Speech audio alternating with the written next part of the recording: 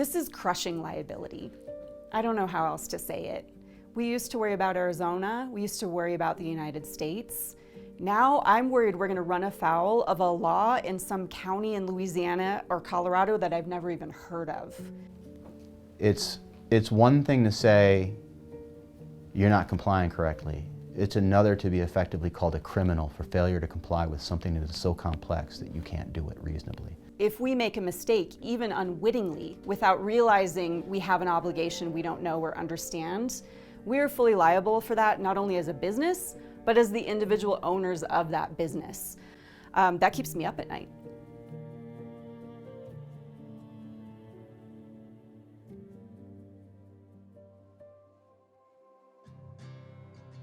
I'm Hilary Scott. I'm the president at Halstead Bead Inc, and we're based in Prescott, Arizona.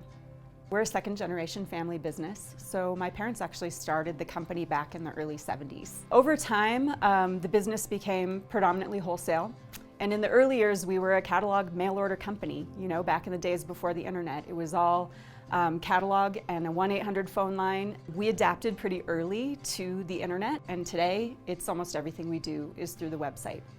We met very early on in college. She was a freshman, I was a junior, and when I first met her parents, she told me they sold beads, which I kind of pictured as a couple of hippies driving around in a Vanagon bus selling beads out of the back of their vehicle. I make sure we don't get in trouble. I'm the accountant, I do the finance and accounting, so I make sure that all of our customers and our suppliers are happy financially. They don't know I exist, generally speaking, but I make sure that there's no reasons for complaints. There are over 10,000 sales tax jurisdictions in the United States. Not just all the states with a sales tax, but also many of the local governments as well. Now, in most of those states, you really only have to worry about one point of collection, one set of rules. That doesn't make it easy. No tax collection is easy, but it's certainly easier than what you face in states like Louisiana and Colorado, where they don't even have that. They're not even doing the bare minimum of what they're supposed to be doing. We have put almost 7,700 hours in the last 3 years into sales tax compliance. Initially, a lot of that time was spent doing researching what we had to do as a company to make sure that we were going to be complying correctly. We're a small business. You wear a lot of hats. With 28 people in the company, we all do a lot of jobs. I am the SALT department, a state and local tax department. I'm also the payroll department, the HR department, the benefits administration department, the accounting department, the finance department. I don't have this vast team of departments that answers to me. I don't oversee anything. I'm neck deep in it on a daily basis. It consumed me for a solid year to 2 years. I was not able to work on anything else. So far, we have spent $297,000 on sales tax compliance. Since we started collecting sales tax, we've collected about $127,000 in sales tax. So we are spending $2.28 for every dollar that we collect. It's, I'd rather just send the blank check to the states and not have to do the collection. I get calls all the time from small business owners facing this. This isn't just a Brad and Hilary issue, it's an issue all over the country that small businesses are facing. And we talk to a lot of these companies, we know them, they're people just like us. And they are feeling just as stressed and overwhelmed as we are.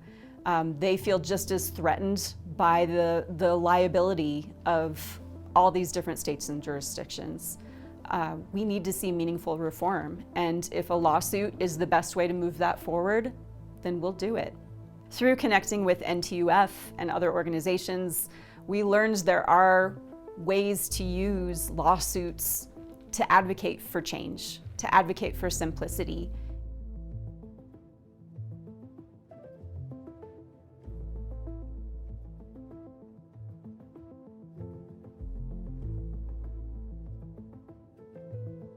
Well, at minimum, we're asking that Louisiana do what 40 other states have done, and that is have a single point of contact for their collection, have a single set of rules, so that at most a small business has to worry about 44 different states, not 10,000 different local jurisdictions.